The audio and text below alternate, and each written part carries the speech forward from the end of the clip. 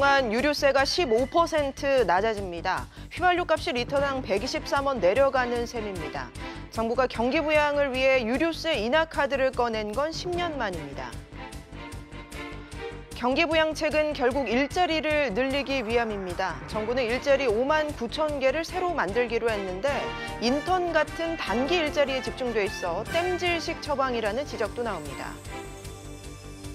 이런 가운데 김동연 경제부총리는 3개월인 탄력 근로제 기간을 최대 1년으로 늘리는 방안을 검토 중이라고 밝혔습니다.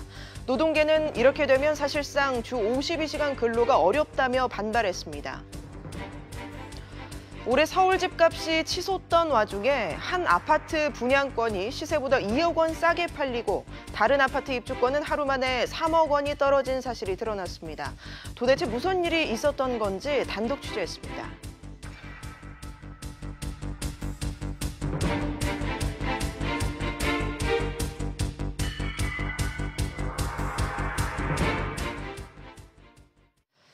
여러분 안녕하십니까? 정부가 빨간불이 켜진 우리 경제에 활력을 불어넣겠다며 대책을 마련했습니다. 가장 시급한 일자리 문제를 필두로 다양한 경기 부양책을 내놨는데요. 먼저 유류세 인하 내용부터 이대종 기자가 보도합니다. 정부가 휘발유와 경유, LPG 부탄에 부과되는 유류세를 지금보다 15% 인하하기로 결정했습니다. 이번 조치는 다음 달 6일부터 6개월간 내년 5월 6일까지 시행됩니다. 이번 결정으로 실제 소비자 가격은 휘발유가 리터당 123원, 경유는 87원, LPG 부탄은 30원 수준 저렴해집니다. 배기량 2000cc 중형 승용차의 경우 70리터 기름통에 휘발유를 가득 넣으면 최대 8,610원의 기름값을 아낄 수 있을 전망입니다. 정부는 이번 조치로 내수가 촉진되는 효과까지 기대하고 있습니다. 하지만 실제 수혜는 기름값을 많이 쓰는 부유층이 누릴 것이란 지적도 적지 않습니다. 이에 대해 정부는 배기량 기준 등록 대수를 근거로 제시하며 논란을 차단했습니다. 우리나라 지금 차량의 5, 6% 정도는 배기량 2,500cc 미만입니다. 그렇기 때문에 저희가 볼 적에 그 역신적인 요소는 그렇게 크지 않을 거라고 보고 있고요. 정부는 정유사와 주유소 간 가격 담합 여부 등을 부처 합동으로 관찰, 점검할 계획입니다. SBS MBC 이대종입니다. 현재 주 52시간이 시행 중인 가운데 기업들은 적응하기가 힘들다 보니 현행 최장 3개월인 탄력 근로제 단위 기간을 최장 1년까지 늘려달라고 요구해왔습니다. 정부가 기업 요구를 반영해 6개월이나 최장 1년으로 늘리는 것을 검토하기로 하면서 벌써부터 노동계 반발이 큽니다. 박규준 기자입니다. 김동연 경제부총리는 경제장관 회의를 마치고 나오는 자리에서 현행 3개월로 되어 있는 탄력 근로제 단위 기간을 확대할 뜻을 밝혔습니다. 단위 기간이 지금 3개월로 되어 있는 거를 어쨌든 더 늘리는 방향으로 논의를 하고 있다는 말씀을 드리고요. 연장의 대안은 6개월이 될지 1년이 될지 논의를 해봐야 되겠습니다만. 주무부처 장관인 이재갑 고용노동부 장관도 단위 기간을 늘려주는 등 탄력 근로제를 좀 더 유연화하는 방안을 검토하고 있다고 밝혔습니다. 탄력 근로제는 일이 몰릴 때 법정 근로 시간을 초과해서 근무하는 대신 다른 기간의 노동 시간을 줄여 특정 기간의 평균 근로 시간을 주 52시간으로 맞추는 겁니다. 그간 건설이나 IT 등 특정 시기에 업무가 몰리는 업종에선 탄력 근로제 단위 기간을 더 늘려달라고 요청해왔습니다. 하지만 노동계는 주 52시간제를 무력화하는 것이라며 즉각 반발했습니다. 평균에서 52시간 초과하지 않으면 특정 기간에는 52시간 훨씬 초과하는 노동을 할 수 있도록 하는 제도거든요. 그러면 이제 1년이면 6개월간 초장시간 노동을 연속적으로 할 수 있게 되는 문제가 생겨요. 일자리 창출과 관계없는 대책을. 한편 정부는 현행 자본금 최소 1억 원으로 되어 있는 외국인 관광 안내업 창업 요건을 2천만 원으로 낮추고 펫보험, 공연티켓보험 등의 보험업도 300억 원에서 50억 원 이하로 낮추기로 했습니다.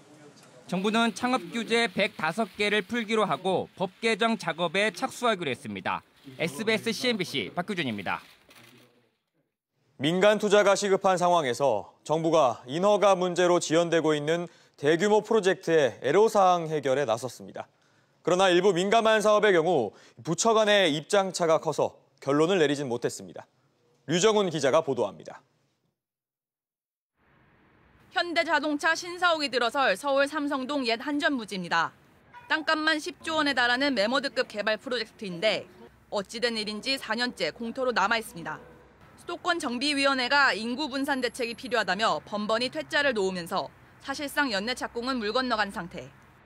수도권 정비위원회를 지난해 12월이랑 올해 3월 그리고 7월에 제가 3번을 상정을 했는데 계속 보류 판정이 나서 이제 4번째 도전하는 상태.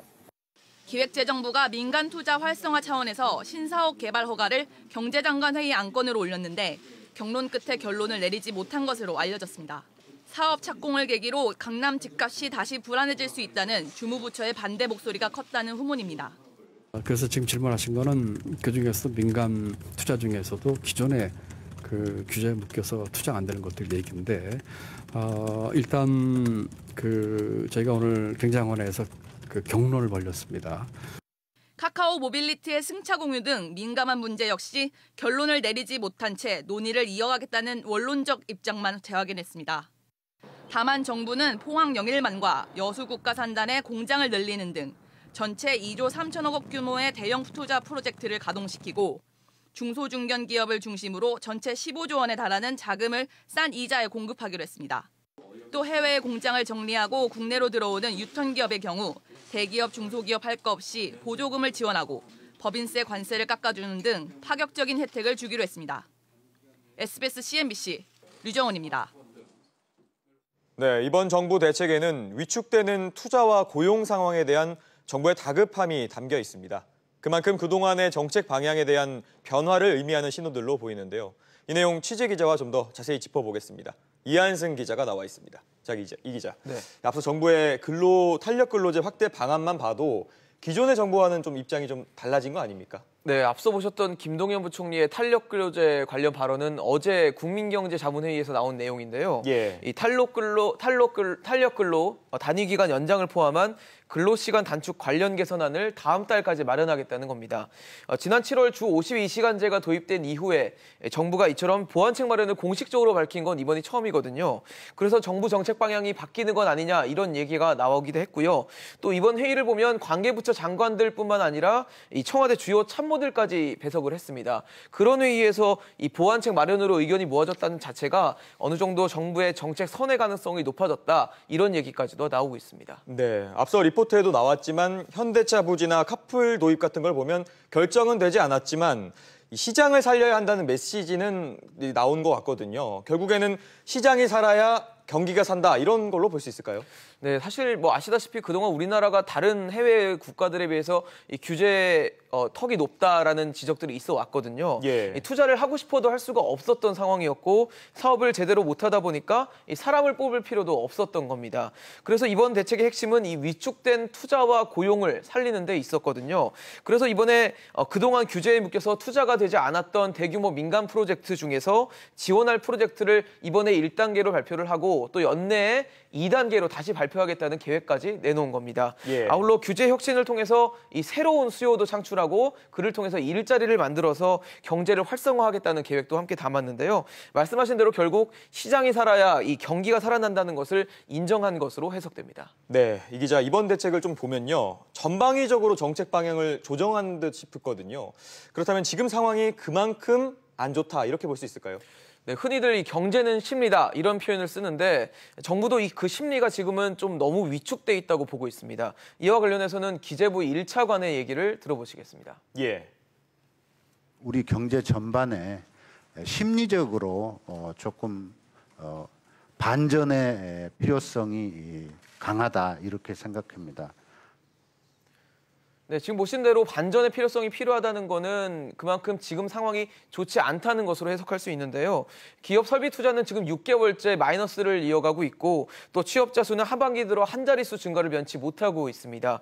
여기에 미중 통상 마찰과 미국 금리 인상까지 더해지면서 이 대외적인 불확실성도 커지고 있는 상황이거든요. 근데 또 고용 상황이 단기간 내에 개선되기는 어려울 것으로 전망되고 있고 대외적인 불확실성은 아까 말씀드린 대로 계속 커지고 있는 상황입니다. 그만큼 현 상황을 좀 뒤집기 위해서는 이번 대책에 좀 뭐라고 하겠다는 대책들이 담겨야 한다. 이런 정부의 절박함이 담겨 있다고 해석할 수 있습니다. 네, 알겠습니다. 이 기자 이야기 잘 들었습니다. 이런 경기 부양책들은 결국 일자리를 늘리기 위한 겁니다. 정부는 일자리 5만 9천 개를 만들겠다는 계획인데 단기 일자리가 대부분입니다. 김한진 기자입니다. 정부가 마련하기로 한 일자리는 크게 세 가지 유형입니다. 청장년층을 위한 공공기관 체험형 인턴직 18,000여 개, 대국민 서비스 현장 인력 11,000명, 공공근로 18,000개 등 총 5만 9천 개의 일자리가 공급됩니다. 특히 청년들의 경험 축적과 취업 역량 강화를 위해 공공기관 체험형 인턴을 5,300명 증원하고 행정업무 지원 인력도 2,300명 늘립니다. 라돈 측정과 화재 감시, 지역 환경정비와 같은 공공서비스에도 인력이 투입됩니다. 상황에 따라 일자리의 기한을 내년까지 연장할 수도 있습니다. 과거 5년 동안에 이 12월에서 2월까지 취업자 숫자를 보면 다른 달에 비해서 한 80만 명 숫자가 적습니다. 그 항구적인 일자리, 또 기업에서 만든 일자리면 더 좋겠지만 급한 경우에는 저희들이 있는 여력을 동원해서 지원을 해주는 것이 바람직하다고 생각해요. 정부는 맞춤형 일자리와 관련해 별도 재원을 투입하지 않고 예비비 등 올해 예산을 최대한 활용한다는 계획입니다. SBS CNBC 김한진입니다. 정부가 단기 일자리 대책이라는 고육지책을 내놨지만 논란이 많습니다. 세금을 동원한 땜질식 처방이라는 겁니다. 장가희 기자입니다. 2년 전 국민건강보험공단에서 체험형 인턴을 한 이모 씨. 높은 경쟁을 뚫고 합격했지만 정작 제대로 된 업무는 해본 적이 없다고 말합니다. 인턴에게 부여할 수 있는 업무 자체도 굉장히 제한이 되는데 숫자도 많다 보니까 어떤 임무를 줘야 되는지에 대한 그게 아예 가이드가 없는 거예요. 이번 인턴에는 뭐 시켜야 될까라고 좀 직설적으로 저희한테 말씀하시는 분도 계셨고. 정부가 5만 9천 개의 단기 일자리를 마련하는 것을 두고 비판의 목소리가 높습니다. 짧게는 몇 주, 길게는 몇 달에 불과한 데다 세금만 낭비하는 통계를 위한 일자리라는 겁니다. 좋은 일자리를 많이 공급해 줄 수 있는 근본 대책을 마련을 해야 되는데 가장 손쉽게 접근할 수 있는 게 세금 퍼서서 단기 허접한 일자리 만드는 정책입니다. 정부는 겨울철 월 평균 일자리가 평균 80만 개 줄어든 점을 감안할 때 임시방편이라는 비판을 받더라도 추진이 불가피하다는 입장입니다. 정부 입장에서는 지금 일자리가 몹시 어려운 상황에서 지금 가만히 손 놓고 있을 수 없는 상황이거든요. 제 지금 심정으로는 그 일자리를 만들기 위해서라면은 무슨 일이라도 하고 싶은 심정입니다. 한편 정부는 임금 지불 능력이 취약한 5인 미만 영세 사업자에 대한 일자리 안정자금 지원을 기존의 13만 원에서 15만 원으로 늘리기로 하고 연내 조기 시행하기로 했습니다. SBS CNBC 장가입니다. 정부가 취약계층과 고령자를 위한 주거복지 강화 방안을 내놨습니다. 공공임대주택에 입주할 때 보증금 부담은 지금보다 대폭 낮춰주고 입주 자격은 더 확대하는 것이 핵심인데요. 조슬기 기자가 자세히 알려드립니다. 저렴한 보증금과 월 임대료는 공공임대주택이 갖는 큰 장점입니다. 하지만 소득이 낮은 취약계층이나 고령자들에게는 이마저도 부담입니다. 정부 조사 결과 고시원이나 숙박업소, 판잣집 등 열악한 환경에서 생활하는 주거 취약계층은 18만 8천여 가구에 달합니다. 여기에 직장 내 공간이나 PC방 등의 주거 유형까지 합치면 전국적으로 37만 가구가 주택이 아닌 곳에서 살고 있습니다. 정부는 이에 따라 목돈이 없어도 입주가 가능하도록 보증금을 없애고 월세만 내는 무보증금 월세 제도를 내년 상반기부터 시행하기로 했습니다. 주거급여 수급자에게는 보증금이 없이도 입주가 가능한 매입 임대주택을 공급하고 공공임대 보증금의 분할 납부 제도를 도입해서 입주의 문턱을 낮추도록 하겠습니다. 또 무주택 세대주로 한정된 월세대출 대상자에 주거급여 수급자를 포함시켜 대상을 늘렸습니다. 신속한 주거 지원을 위해 주민센터에서 언제든 입주 신청이 가능해지며 신청 절차와 기간도 대폭 줄어들 전망입니다. 주거지원 대상자 또한 가정폭력 피해자나 출산 예정 미혼모 등으로 확대하고 배우자, 자녀 등 부양 의무자가 있더라도 주거급여를 받을 수 있게 됩니다. 아울러 보호 종료 아동에 대해 공공임대주택을 저렴하게 공급하고 보건복지부와 함께 이들의 자립을 지원하기로 했습니다. 노후주택이나 고시원을 매입해 임대주택으로 공급하는 공공 리모델링 사업도 추진됩니다. 정부는 또 1인 가구 증가 등 주거 여건 변화를 고려해 내년 하반기까지 최저 주거 기준을 새롭게 마련하고 공공 임대주택에 적용하기로 했습니다. SBS CNBC 조슬기입니다.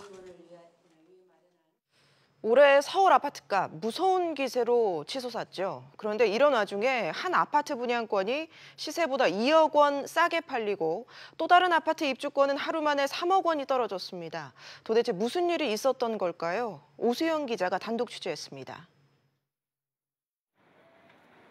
서울 은평구의 한 아파트 공사 현장입니다. 지난해 3월 분양 직후 1년 6개월이 지난 올해 9월부터 분양권이 거래되기 시작했습니다. 분양권 전매 제한이 풀린 이후 전용 면적 84제곱미터의 시세는 7억 3천만 원까지 올랐는데 어찌된 일인지 5억 원대 거래가 이번 달까지 6건이나 신고됐습니다.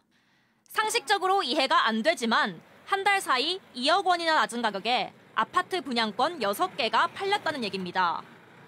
인근 공인중개사들은 불법 전매한 분양권을 이제서야 실거래로 등록한 거라는 의혹을 제기합니다.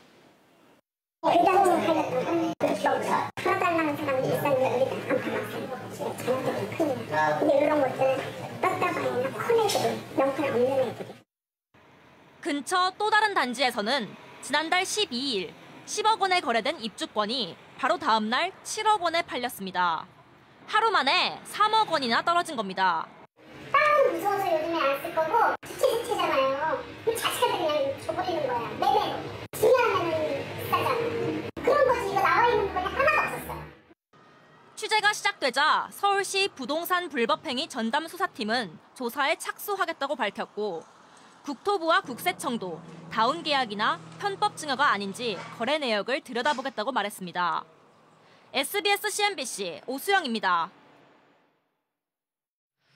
네, 불법 거래가 의심되고 있습니다. 이 내용을 취재한 황인표 기자가 나와 있습니다. 황 기자. 네. 앞서 본 경우처럼 이게 좀 터무니없이 낮은 가격의 분양권이나 입주권이 거래되는 경우가 많습니까? 네, 또 사례가 하나 더 있는데 지난해 11월에 분양한 서울 은평구의 아파트 단지에서도 비슷한 사례가 있었습니다.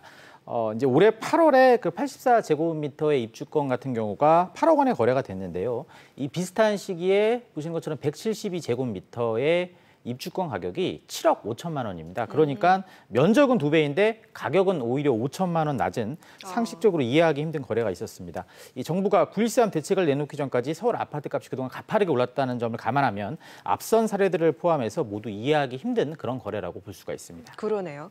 아무리 급매물이라고 해도 수억 원씩 내리는 경우는 못 본 것 같은데 네. 어떻게 이런 거래가 가능했을까요? 그 취재 결과 크게 3가지 가능성으로 좀 압축이 됐는데요. 먼저 분양권 불법 전매입니다. 분양권의 경우 바로 되팔 수 없게 이제 법이 바뀌었는데 미리 돈을 주고받는 불법 거래를 하고 난 후에 이제 전매 제한이 풀리자마자 실거래가 신고를 이제서야 한 것 아니냐 이런 의혹이 먼저 나오고 있고요. 바로 다음은 이제 다운 계약입니다.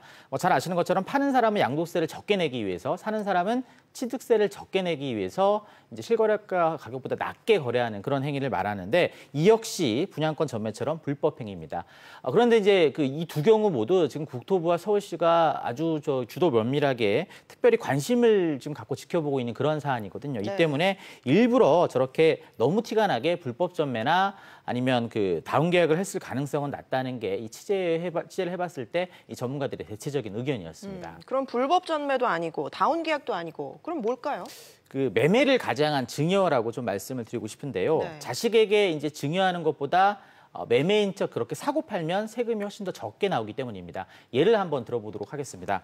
아버지가 이게 6억 원에 산 분양권을 만약에 10억 원까지 올랐는데 아들에게 이 분양권을 7억 원에 넘긴다고 했을 경우 증여를 하게 되면 보시는 것처럼 약 2억 1,300여만 원의 증여세를 내야 합니다. 네. 하지만 아버지가 팔고 아들이 산 것처럼 가장을 하면 1,700여만 원의 양도세만 내면 됩니다. 뭐 세금 차이가 2억 원 가까이 이렇게 나는 거죠.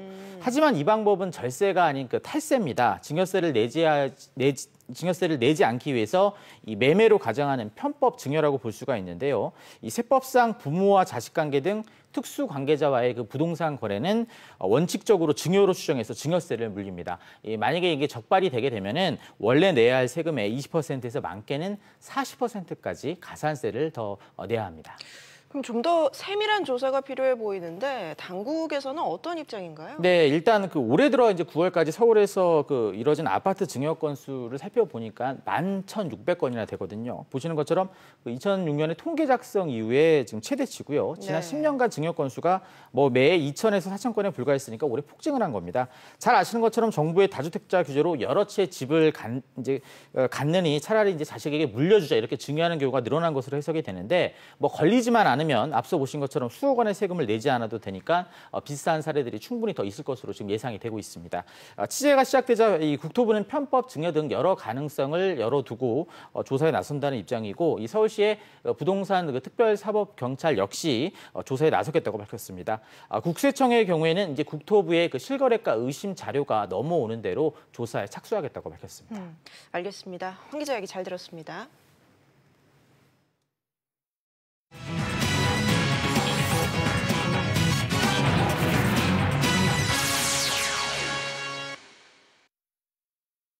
기업과 근로자, 대기업과 중소기업이 더불어 함께 살기 위한 상생 노력이 이어지고 있는데요.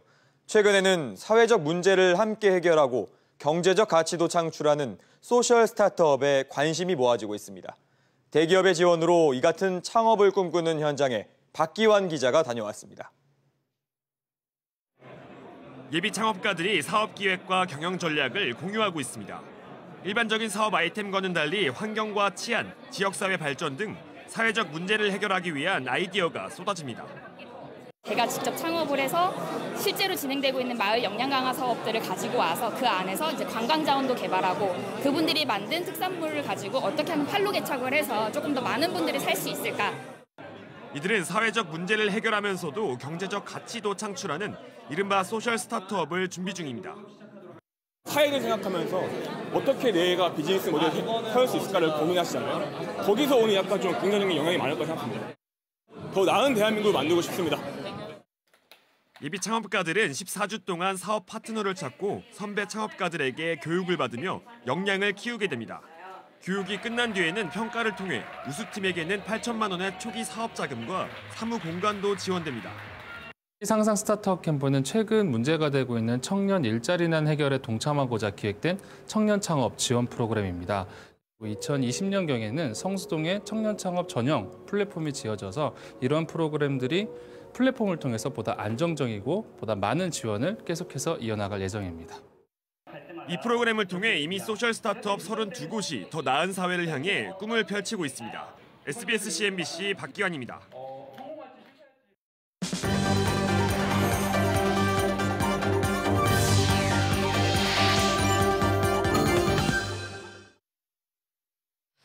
코스피가 2100선이 무너지며 연중 최저치로 떨어졌습니다. 오늘 코스피는 어제보다 8.5포인트, 0.4% 내린 2097.58로 거래를 마쳤습니다. 외국인 투자자가 3,290억 원의 주식을 팔아치우며 하락세를 이끌었습니다. 코스닥은 2.7% 내린 699.3에 마감하며 700선이 무너졌고 외환시장에서 원달러 환율은 5원 30전 하락한 1,132원 30전에 장을 마쳤습니다. 출생아 수가 33개월째 감소하면서 처음으로 3만 명대 아래로 떨어졌습니다. 통계청에 따르면 지난 8월 출생아는 2만 7,300명으로 지난해 같은 달보다 9% 넘게 줄었습니다. 이는 월별 출생 집계가 시작된 1981년 이후 가장 적은 수준입니다. 금융감독원은 보험 대리점을 통해 보험을 갈아탈 경우 보장 내용에 따라 계약 조건도 변경할 수 있는지 반드시 확인해야 한다고 조언했습니다. 금감원은 기존 보험 계약을 중도에 해지하면 금전적인 손실이 발생할 수 있고 같은 조건으로 새로운 보험 가입이 어려울 수 있는 점을 유의해야 한다고 밝혔습니다. 때문에 기존 보험 계약에서 부족하거나 과도한 보장 사항이 있을 경우 계약 조건을 변경할 수 있는지 먼저 확인해야 한다고 강조했습니다. 금융위원회는 가상통화펀드로 불리는 상품에 대해 자본시장법 위반 소지가 있다며 주의를 당부했습니다. 금융위는 가상통화펀드는 자본시장법상 투자자 보호장치들이 적용되지 않는다며 투자자들이 이 점을 충분히 인식하고 유의할 필요가 있다고 밝혔습니다. 또 관계기관과 협의해 가상통화펀드에 대한 추가 조치를 검토할 예정이라고 설명했습니다. SK그룹 고 최종현 선대회장 20주기를 맞아 인재 양성과 학술 연구 지원을 위한 최종현 학술원이 이르면 다음 달 출범합니다. SK그룹은 오늘 최태원 그룹 회장이 최종원 학술원 설립을 위해 520억 원 상당의 SK 주식 20만 주를 출연했다고 밝혔습니다. 전동 물걸레 청소기로 유명한 아너스가 하도급 업체의 기술을 빼돌린 혐의로 검찰 수사를 받게 됐습니다. 공정거래위원회에 따르면 아너스는 협력업체의 기술을 경쟁업체에 넘겨 유사 부품을 개발하도록 하고 이를 토대로 납품 단가를 20%가량 낮추도록 압박했습니다. 공정위는 아너스에 대해 시정명령과 함께 과징금 5억 원을 부과하고 법인과 임원 3명을 검찰에 고발했습니다.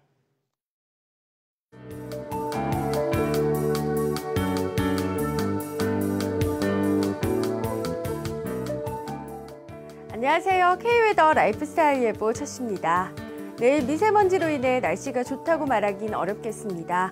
오전에 미세먼지가 짙겠는데요. 환경부 기준으로 한때 나쁨, 세계보건기구 WHO 권고 기준에 의하면 나쁨 단계까지 오르겠습니다.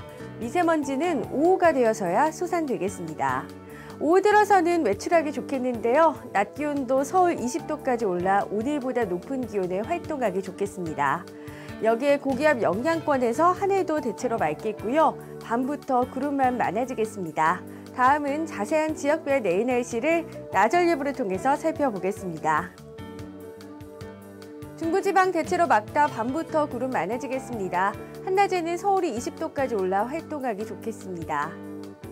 동해안 지방도 밤부터 구름 많아지겠고 한낮 기온 강릉 20도로 높겠습니다. 남부지방도 대체로 맑다 밤부터 구름 많아지겠습니다. 다만 큰 일교차에 건강 잘 챙기셔야겠습니다. 전해상에 구름만 다소 지나는 가운데 물결도 낮겠습니다. 금요일에는 전국에 비 소식이 나와 있고요. 비가 그치고 난 뒤에는 날이 부쩍 쌀쌀해질 것으로 보여 건강 잘 챙기셔야겠습니다. 날씨였습니다. 뉴스프리즘 여기서 마치겠습니다. 편안한 저녁 보내시기 바랍니다. 고맙습니다.